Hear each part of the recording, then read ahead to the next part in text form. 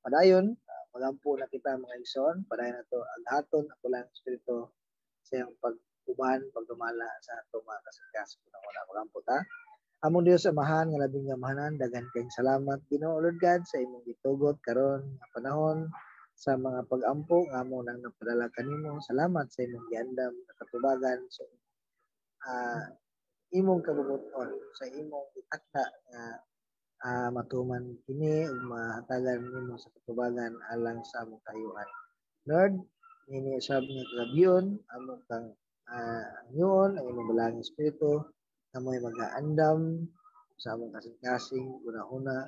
Ikaw Lord magadumala sa kinatibuk-an sa among pag-isgot sa imong buhi pulong karong gabyon ang ito. Salig namo kanimo ang tanan kini Lord makawang nga kini buhi ug among magkinabuhi sa pag-atubang namo sa matag adlaw nga pagkinabuhi isip imong mga piniling katawhan, isip imong tinawag sa pinasahing katuyuan alang sa imong kinayan.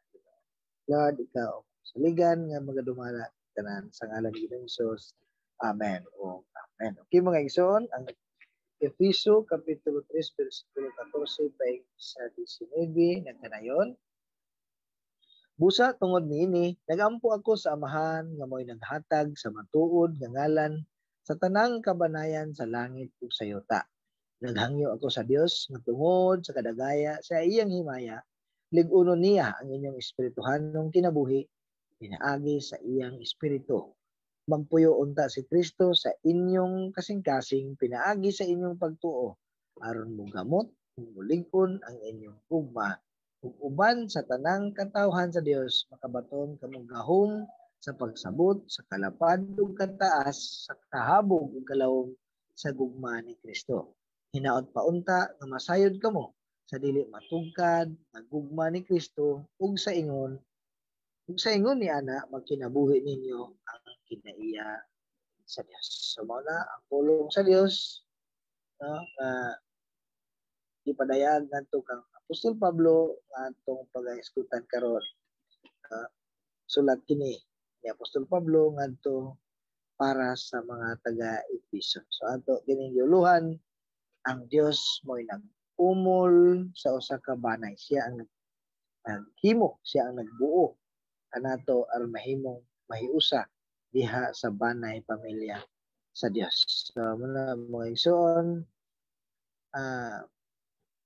nagaampo si Pablo sa mga katawhan sa Dios dito sa Efeso. Nagampo sa Dios nga mo'y naghatag sa matuod nga ngalan sama sa pagbati sa usa ka kainahan ngadto sa iyang baby nga naay nabugkos nga relasyon kita sa mga igsoon nabugkos na tao diha sa pamilya sa Dios iyang gibag-o o gihimo niyang anak o sigurado nga kita bililhon kayo kaniya ug dako kayo ang iyang pagmahal kanato kay siya man ang nag-umol kanato aron mahisakop sa iyang pamilya. Siya pod ang gihangyo ni Pablo nga motabang kanila ug kanato una ang Dios nga nag-umol sa usa ka banay unang punto siya pod ang magaling-on kay siya kaya nga mo palig-on. God is able verse 16 naghangyo ako sa Dios nga tungod sa kadagaya sa iyang himaya lig-unon niya ang inyong espiritu hanong kinabuhi pinaagi sa iyang espiritu pinaagi sa pagpapuno sa gahom sa balang espiritu atong tugyan ang atong mga kalag atong mga tinguha pangandoy atong pagbati atong una-una unsa atong mga katuyuan sa atong pagkinabuhi kinahanglan ubos kanunay kita sa influensya sa balang espiritu alang sa iyang paggiya kanato kanong kinahanglan man nga kita lig-unon tungod kay kita prone kayo nga makluya spiritually kay wala pa kita nahikot busa tungod niini pagsabot sa pagkadako ini nga plano din ng mga Hudyo ug mga Hudyo ang mga hintil nahiusa diha kang Kristo kana palang daan nga mahiusa ta diha sa usa ka pamilya sa Dios kita kuanta band of sinners lain-lain tag gidak-an lisod makisama lain-lain tag na kaliwat na pwede gid kayo nga mo hinungdan nga prone kita sa kaluya o naluya gyud ang mga katawhan maluya o mawad-an sa paglaom, no? Kay nga naman kay ang mismo ang ilang na magdadasig unsa pa pagkahitabo ang nag-antos mo pod. Sa gingon sa verse 13 ingon ni Apostol Pablo, busahang iyon ko kamo, ayaw wada ang inyong paglaom, gumikan sa ako mga pag-antos, tungod kaninyo, ay kining tanan, alang man sa inyong kayo. So makita na ito nga na ay pag-antos, ni Gatubang ni Pablo, no? Napriso siya, gisakit man siya, ani nga time, no? So kung ato sa atong application niya, no? Kung ang atong gihangad nga madalasig, naa sa pag-antos, naa sa kaluya, di ba? Nangagid siya may dili maluya. Kinsa kay mudasig niya. Apan mga igsoon, hinumduman nato na ang pagdasig nga iyang gigamit dili pud gikan kaniya kundi sa Dios. Kaya ang Dios mao tinubdan sa tanang pagdasig, no? Siya puno sa madagaya, mahimaya, alabaw pa ang iyang mahimo sa paglig-on sa atong spiritual life, sa tabang sa balaan spiritual. Muna sa prayer ni Pablo na gimiingon gid niya nga masayran unta ninyo ang kadako sa gahom nga naa kanato. Sa Efeso 1:15-23 masayran unta ninyo ang kadako sa paglaom. Ug ang abunda sa panalangin tungod ni Kristo, tungod sa balaan espiritual. Natong hinumduman mga igsoon ang Efeso 1:1 sulat man kini sa katawhan sa Dios nga nagmatinumanon kang Kristo ug nagpakita buhat sa gugma ngadto sa iyang mga kaigsunan apan hangtod asa kutob ang ilang kamatinud-anon o ang ilang paghigugma pagkalabing sa usag-usa mao nga need gayud nila ang pag-ampo para matigod, no? Munang prayer ni Apostol Pablo, no, nga ang Dios magalig-on espiritually, lig-unon ang espirituhanong kinabuhi. Kay ang Dios siya man ang nag-umol nga nahisakop ta sa banay, siya pod ang gihangyo ni Pablo nga magalig-on kay wa may lain nga magalig-on sa atong espirituhan ng kinabuhi kundi ang Dios lang. So ikaduha nga punto, no, ang Dios nag-umol sa kabanay, siya pod ang magalig-on pinaagi sa pagpapuyo ni Kristo upan ang kinatas ang matang sa gugma. Gamit lang ko ang word niya kinatas ang matang sa gugma kay daghan naman ang nagamit sa word niya love, no? Bana kayo generic na kayo, no? Sa atong igamit ang kinatasan ng gugma. Verse 17, magpuyo unta si Kristo sa inyong kasing-kasing, pinaagi sa inyong pagtuo aron mo gamot ug mulig-on ang inyong gugma. Ang iyang presensya mao din mo plaster mo halin malo na sa atong mga kasing-kasing. Roma 8:9, apan wala na kamo magkinabuhi nga minanduan sa tawhanong kinaiya kundi sa espiritu. Kung tinuod man og galing ang espiritu sa Dios anaa sa inyong kasing-kasing kadtong walay espiritu ni Kristo dili iyan ni Kristo. Apan kung nagpuyo si Kristo sa inyong kasing-kasing bisan patay ang inyong lawas tungod sa laang espiritu kinabuhi alang kaninyo tungod kay gihimo man kamong matarong sa Dios. Amo na mga igsoon na nagpuyo si Kristo makasukad sa tinuod nga gugma alang sa Dios Amahan kang Kristo o sa uban sa diha ang sumikad, no? Tinuod nga gugma sa Dios Amahan, pasabtan og masulati ang iyang gugma. Kung anaa si Kristo kanunay kabahin sa atong mga kasing-kasing ug sa atong pagkinabuhi, no? Diha, no? Na muli Juan 14:23, si Jesus mitubag ang nahigugma kanako nagtuman sa usa tupaon sa pamahan ug ang akong amahan ug ako man na og magpuyo diha kaniya naa residente ang Dios, no? Kinsabay dili malig-on. Apan ang giingon sa kaduhang Korinto 13:5, susiha og hukmi ang inyong kagalingon aron pagtino kung nagkinabuhi ba kamo diha sa pagtuo. Nahibalo na kamo nga si Kristo Jesus anaa kaninyo. Gawas kung napakyas ngayon kamo. So basin na napakyas, na basin dili sure, no? Sa muna nga kinahanglan susihon aron masuta kan naa ba si Kristo residente sa atong kinabuhi. Nag-dwell ba siya sa atong pagkinabuhi, no? Ang pagkinabuhi nga sama kang Kristo ato mang lifestyle, no? Kinabuhi nga magpahimuon sa Dios, diha the way nga manulti ta, no? Ako po dili ko simpid nga nigamit ko ta, manulti ta sa diha nga moampo ta, sa diha nga manamit ta, sa diha nga matagad ta sa atong sikataw, no? Mugamot, mutubo, mulig-on o mamunga kita, no?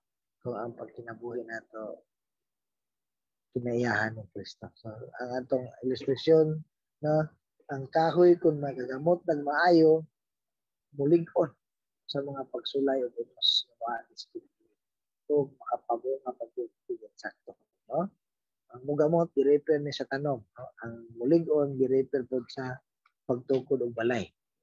Ang magtutuon ni Kristo nga mugamot diha sa gipadayag ng gugma sa Dios diha kang Kristo Jesus sama sa katanom nga may gamot nga mitidlong gayud sa ilalom sa yuta, no? Og mulig-on diha sa gugma na sama sa kabalay usab. Ang mulig-on na isama usab sa kabalay nga gitukod diha sa lig-on nga sukaranan nga gipahimutang sa bato. Lig-on gayud kana, no? Ang Lucas 6:48 sama siya sa tao na nagtukod og balay, nagkalot sa lawom ug gipahiluna niya ang sukaranan diha sa ibabaw sa bato. Sa diyang mibaha ang suba ug mihasmag ning balaya, wala kay matay-og kay maayon man nga pagkatukod. So maayong pagkatukod, no? Apan mga igsoon kanang gigamit nga word nga mugamot ug bulig-on, no? Nagpasabot ka na, nagsimbolo ka na sa lawom nga pakigrelasyon diha sa Dios. So gugma ni Kristo ang magalig-on, ang iyang gugma dili matubngan, dili mapildi, no? Walay makalabaw unconditionally. Ang iyang gugma iyang gipabati kanato bisan sa panahon ni kita makasasala, no? God loves us first, no? Ang pagtuo, paglaom, apan ang gugma mo ay pinakalabaw sa gugma niya. Palahutay ka na to sa pagpangalagan. O walay makapahimula ka na to. Kita ni anak na gugma, no?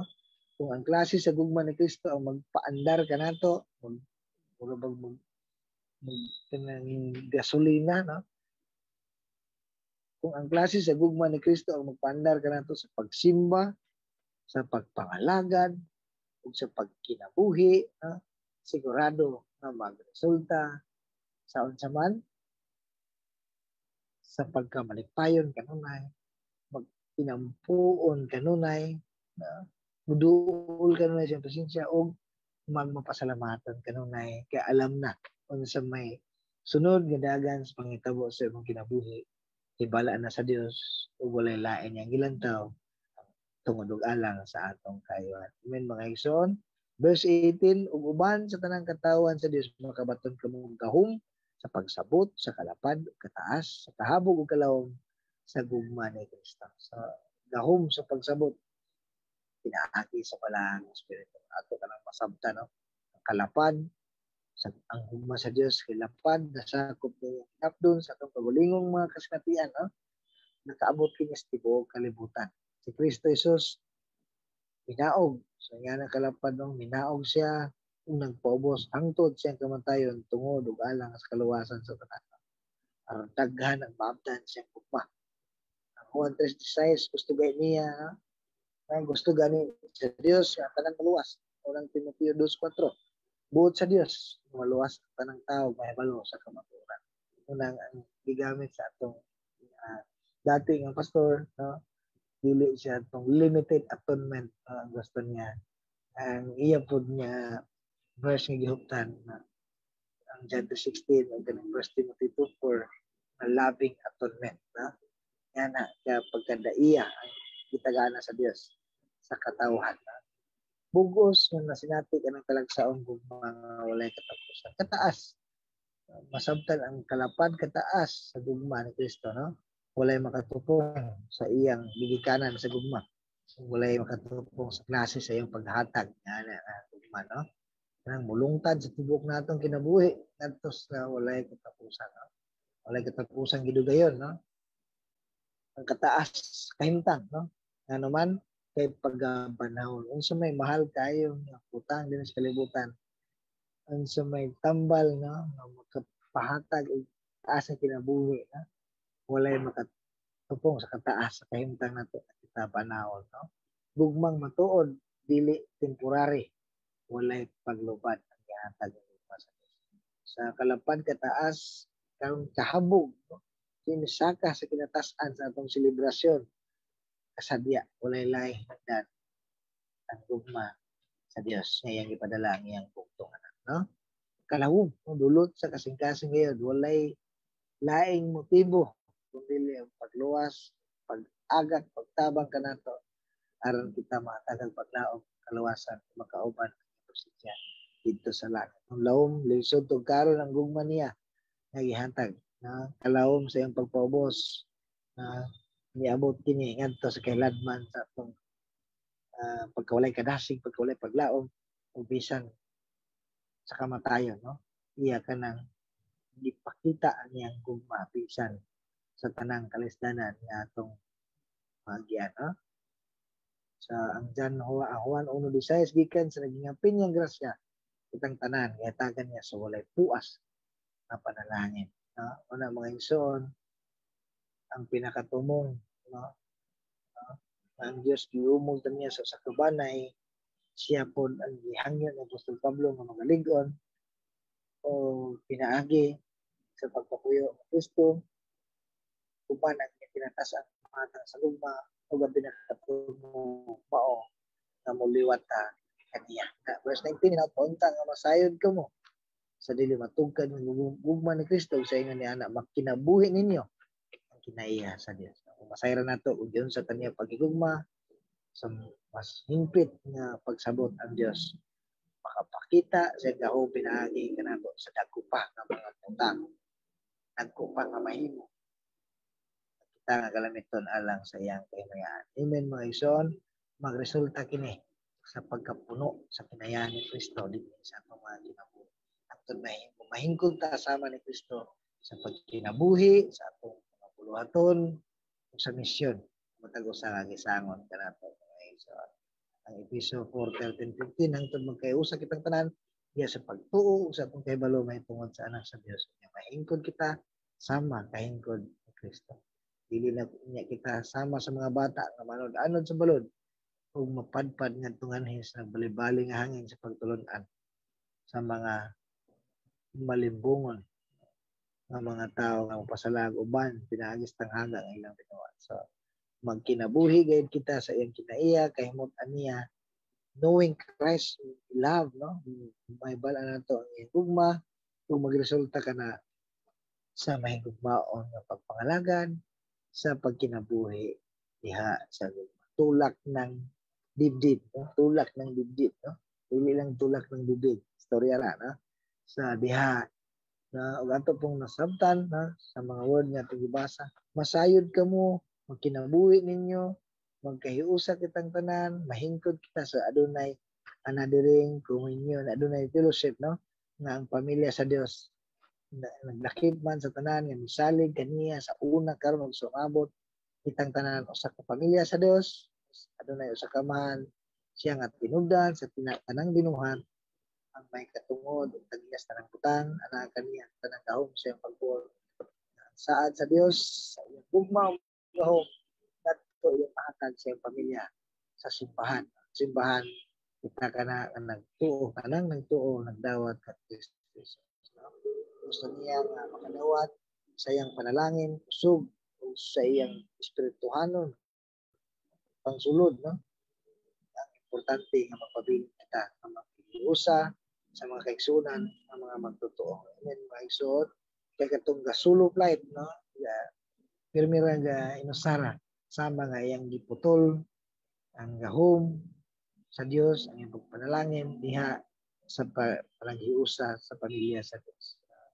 Efeso 2:22 uban sa tanang magtotoo kamo usab na usa ngadto kaniya di nagtuyo ang Dios pinaagi sa iya espiritu. So sa atong application karon so Isa pa may ang itabalan na may problema o kadismaya, ampo sa tabang sa balang espiritu, atong papuyon, sabto, sayra nato ang tugma ni Kristo, no? Pag-ampo sa tabang sa usa-usa. Na natin prayer meeting, no? Hinumdumi kung naata ang mga nato, nga kung naata sa kristanan, dili kita kalimtan sa gugma ni Kristo nga walay paglubat. Amen mga igsoon. Ang Roma 8:38 ako lagi kuha ang A, no?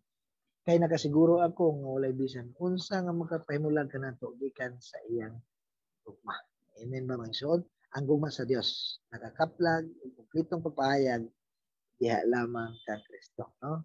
Sa pagkahiusa kang Kristo wala kita magkulang, walay mawala, walay ang nagkalukat. Anaa ka nato ang tanang kaugnganan sa Dios. Diyan, kang Kristo lang. Kang Kristo lang. Apan kinahanglan nato ang punon ka na nga kaugnganan pinagis pag kinabuhi na may kalabutan sa Espiritu Santo.